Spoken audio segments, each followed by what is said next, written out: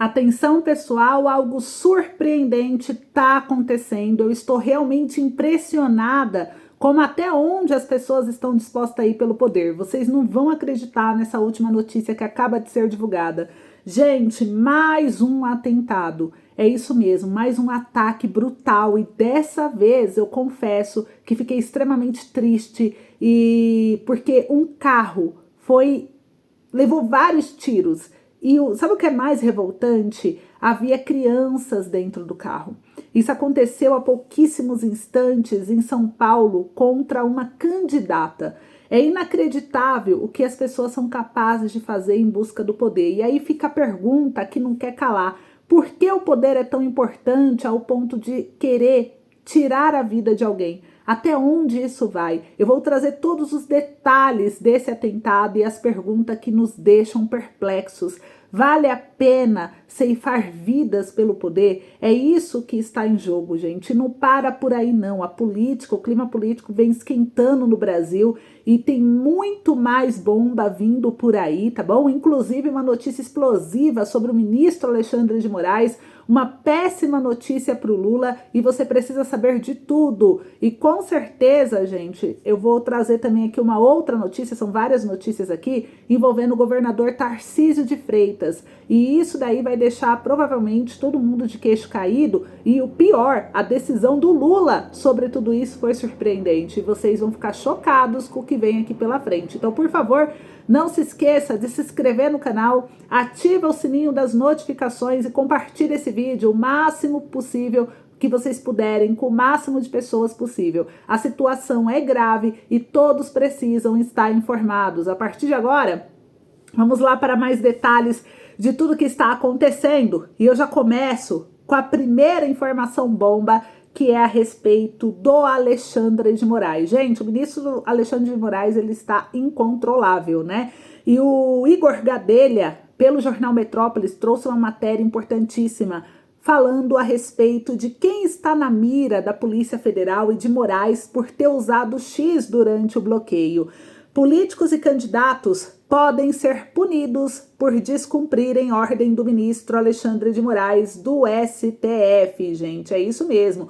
Por ordem do ministro Alexandre de Moraes, a Polícia Federal vai investigar usuários que continuaram utilizando a plataforma do X, que é o antigo Twitter, mesmo após a plataforma ser suspensa no Brasil. A Polícia Federal está sendo usada aí pelo ministro Alexandre de Moraes para identificar quem usou a rede social após a data do dia 30 de agosto, quando a Agência Nacional de Telecomunicações, que é a Anatel, já atuava para suspender a plataforma no país a mando de Moraes. O foco da Polícia Federal serão donos dos perfis que publicaram no X reiteradas vezes após o bloqueio, usando atalhos, como a VPN, também proibida pelo Supremo ao bloquear a rede no Brasil.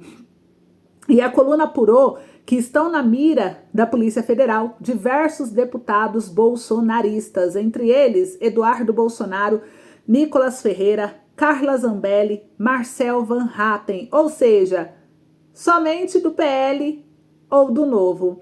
O senador Marcos Duval, do Podemos, também está na lista de alvos dos investigadores. O parlamentar fez diversas postagens durante a suspensão do X e a maioria delas, gente, estava falando a respeito do ministro Alexandre de Moraes. O Eduardo Bolsonaro, por exemplo, também desafiou o ministro do STF, segundo a coluna, e postou no próprio X no dia 3 de setembro que não poderia ser punido por usar a plataforma no Brasil. Abre aspas. Estou postando no X, escrevendo do Brasil. De acordo com a nossa Constituição, um comportamento que era legal até ontem não pode ser considerado ilegal hoje por decisão de apenas um juiz. Não posso ser obrigado a fazer algo punido, exceto por uma lei anterior. Fecha aspas, escreveu Eduardo. Uma candidata em São Paulo também usou o X, segundo ainda a matéria, né, como noticiou a coluna. A candidata do Novo à Prefeitura de São Paulo, Marina Helena, também deixou de cumprir a ordem. Ela postou na rede social nos dias 31 de agosto, 2, 3 e 16 de setembro. Abre aspas. Que maravilha poder publicar sem recorrer àquele amigo de fora do Brasil. Fecha aspas, escreveu Marina no X também na última quarta-feira, dia 17 de setembro. Então, o jornal começou a mostrar já essa perseguição as pessoas que usaram o X após a ordem do ministro do STF. E não para por aí não, gente, não para por aí não. Aqui o jornal, ele trouxe mais, a revista Oeste, né, na verdade, trouxe aqui um ponto importante, falando a respeito desse absurdo que a lei vale só para os inimigos de Moraes. Olha o que a revista Oeste trouxe. Há direitos para os acusados e deveres para a polícia, e a soma dessas duas exigências pode trazer todo tipo de inconveniências para o ministro. Então, aqui, segundo o jornal, diz que está valendo hoje no Brasil uma nova modalidade de enfrentamento, palavra requerida pelo vocabulário político da moda, a tudo que o regime considera como ameaça à democracia. A lei, no entendimento do STF e do seu público, tornou-se um estorvo para a defesa do Estado democrático. E aqui ainda diz que há ali direitos para os acusados e deveres para a polícia. E a soma dessas duas exigências pode trazer todo tipo de inconveniência para o ministro Alexandre de Moraes e suas esquadras de repressão às práticas que ele considera golpista. A solução para a charada, na visão da autoridade suprema, tem sido simples. A lei continua valendo, mas não para todos. Para os que são definidos como indesejáveis, só vale o que o STF diz. E tem mais. Digamos que você seja um ladrão confesso do Tesouro Nacional e que tenha concordado em devolver o que roubou para não ser trancado numa penitenciária. A recomendação é ir para o STF, de preferência ao ministro Dias, e dizer que seus direitos foram violados. Você, na verdade, não queria pagar nada, mas foi constrangida a aceitar o acordo. A Suprema Corte vai zerar o que você deve, lhe entregar de volta qualquer valor que tenha pagado. Digamos agora que você seja o Elon Musk e opere a maior plataforma de comunicação social do Brasil, onde cada um pode escrever o que quiser e a junta de governo STF Lula estava debaixo da pancadaria grossa. A Rede X se vê expulsa do Brasil por não cumprimento de ordens judiciais e ainda leva uma multa de 18 milhões de reais. As ordens judiciais são despachos de Moraes sem processo legal, sem direito de defesa para os acusados, mandando o X praticar censura. A lei proíbe isso. Mas no caso de Musk, segundo a ciência jurídica, ora em vigor no país. E da mesma forma está escrito na lei que uma empresa não pode ser obrigada a pagar dívidas de outra só porque tem ligações entre si. Mas não passa pela cabeça de ninguém, por exemplo, que o STF tire dinheiro do Itaú para pagar obrigações devidas pela Alpargatas ou dinheiro da Ambev para pagar o rombo das lojas americanas.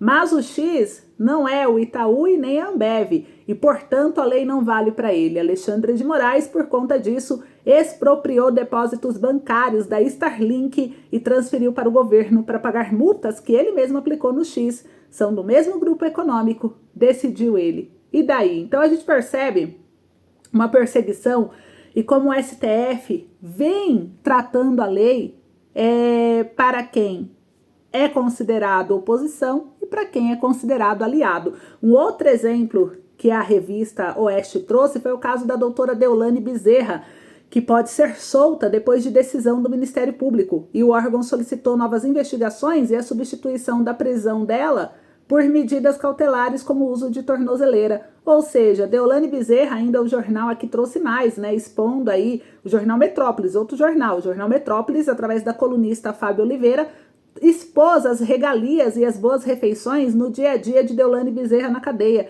Ela é aliada do Lula, ela é influencer, ela não é considerada traidora da pátria e ela teve todas essas regalias, vai ser liberada mesmo rindo da cara da justiça e vai ficar em casa na mansão milionária dela, mesmo sendo acusada de lavagem de dinheiro, associação criminosa, jogos ilegais. Agora aquela mãe, lembra aquela mãe que foi presa nos atos da manifestação do dia 8 de janeiro, no ano passado, que ela pediu diversas vezes para converter a medida, a prisão preventiva em domiciliar, porque ela tem 2 filhas menores de idade e a justiça negou, mesmo sendo direito dela. O da Deolane Bezerra aceitaram de primeira.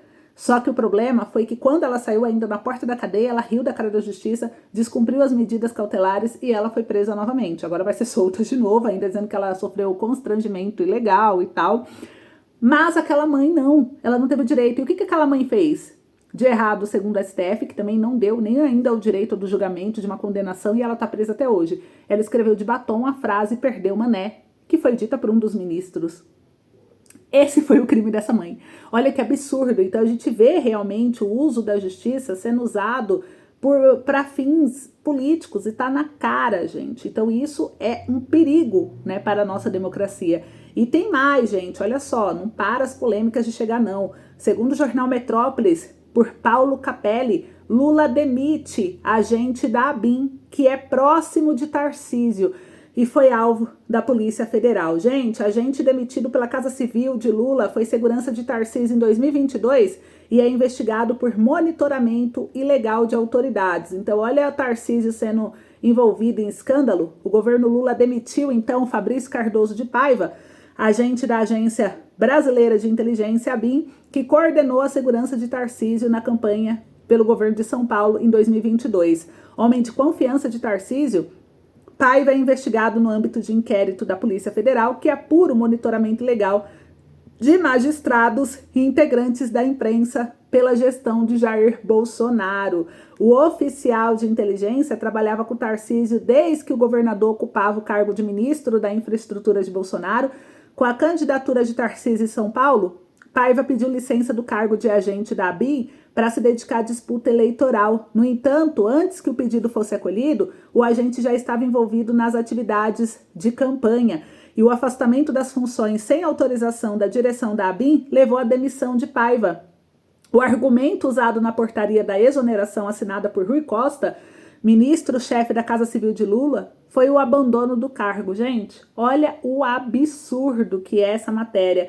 Paiva foi alvo de mandados de busca e apreensão cumpridos pela Polícia Federal na Operação Última Milha, em outubro de 2023, que investiga a utilização ilegal do sistema First Smile pela ABIN do governo Bolsonaro. De acordo com a Polícia Federal, o agente é ligado a Paulo Maurício Fortunato Pinto, que é diretor da ABIN, afastado por determinação, claro, de novo aí ele, Alexandre de Moraes, ministro do STF, e na casa de Fortunato a polícia encontrou 171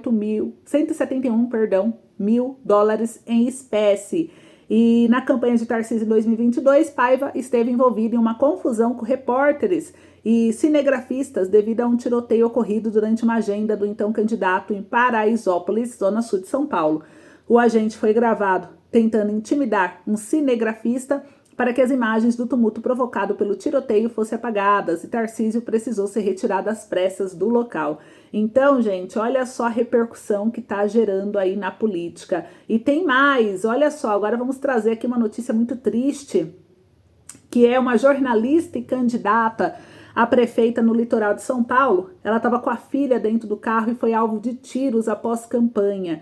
Isso daqui saiu aqui pelo jornal G1, gente. Candidata à prefeitura de Guarujá, São Paulo, Thaís Margarido, do União Brasil, sofreu uma tentativa de homicídio após cumprir uma agenda de campanha na cidade. Thaís Margarido, a jornalista e candidata à prefeitura de Guarujá, que sofreu essa tentativa de homicídio após cumprir a agenda eleitoral, estava com a filha de 8 anos no carro baleado 4 vezes na cidade, segundo apurado pelo G1. Nessa segunda-feira, dia 23 de setembro, também estavam no veículo uma assessora e a filha do candidato a vereador Nildo Fernandes, de 10 anos de idade. Graças a Deus, ninguém ficou ferido. Os suspeitos fugiram após o crime. O crime aconteceu no bairro Santa Cruz dos Navegantes por volta das 18h30 desse domingo. Em nota, a assessoria de Thaís afirmou que ela havia participado de uma caminhada eleitoral na cidade e o carro foi atingido por 4 tiros em uma área de mata na estrada. A assessora que conduziu o veículo conseguiu acelerar e escapar. Não há informações sobre o suspeito. Thaís afirmou por meio de nota que a tentativa de homicídio foi como um susto. Apesar disso, ela ressaltou a gravidade do caso por conta da presença das crianças no carro baleado. Abre aspas, não acreditam que queriam me matar, mas me assustar. Só que isso foi muito grave. Eu estava com 2 crianças no banco de trás. Não compreendo ainda o motivo para isso. Fecha aspas, afirmou ela. Em entrevista à TV Tribuna, afiliada da Globo, a candidata acrescentou ter ficado chocada por passar pela tentativa de homicídio ao lado da filha de 8 anos. Hoje levei a caçula para a campanha porque ela queria ir comigo. Só pedi para ela, que estava com a amiguinha, se abaixasse no carro. A minha assessora ficou muito nervosa e pedi para ela acelerar. Queria sair daquele lugar, pois não sabia se estava sendo seguida. Thaís afirmou que nunca recebeu ameaças, já entrou em várias comunidades da cidade, sempre foi muito bem recebida, nunca foi impedida de entrar, disse ela. Por fim, Thaís relatou o sentimento de tristeza após o caso, diz que ama a cidade, é nascida e criada lá, está cansada de ver o Guarujá na página policial com notícias ruins. Após o caso, a candidata e assessora prestaram depoimento na delegacia sede de Guarujá e a polícia investiga o crime. Então, gente, olha a barbaridade, mais um atentado aí político, né? Contra políticos, contra candidatos, o que está acontecendo, isso é muito grave. E para encerrar, vamos encerrar aqui com mais uma polêmica aí do governo do Lula, né? Que o jornal Globo trouxe, que com estratégias distintas, apoiados por Bolsonaro, avançam mais do que os nomes de Lula nas pesquisas. Em 17 capitais, candidatos chancelados pelo ex-presidente registraram melhora nas intenções de voto, enquanto as do Lula vai em queda. Pelo menos um bom sinal que o Brasil aí acordou, e isso não nos dá esperança, gente, de uma mudança no nosso país em breve. Então eu fiquei muito feliz. Esse foi o nosso vídeo de hoje. Espero que tenham gostado. Um beijo, eu espero vocês no próximo vídeo. Não esquece de se inscrever no canal, deixar o like e compartilhar.